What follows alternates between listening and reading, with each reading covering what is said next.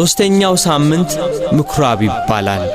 የጸሎት ቤት በየሰንበቱ ሕዝቡ ሁሉ በምኩራብ ይሰበሰብ ነበር። ጌታችን ኢየሱስ ክርስቶስ አይሁድ በሚሰበሰቡበት ምኩራብ እየገባ ወንጌልን ያስተምር፣ ሕሙማንን ይፈውስ ነበር። ይህ ሳምንት ጌትነቱ የሚነገርበት ሳምንት ነው። ጌታችን ኢየሱስ ክርስቶስ በምኩራብ ገብቶ በቤተ መቅደስ የሚሸጡትንና የሚለውጡትን አባሮ ቤቴ የጸሎት ቤት ትባላለች ብሎ የቤቱን ክብር የእርሱን ጌትነት የገለጸበት ዕለት ናት ምኩራብ። አቤቱ ጌታ ሆይ ዛሬም አለንጋህን ያዝና መቅደስህን አጽዳ።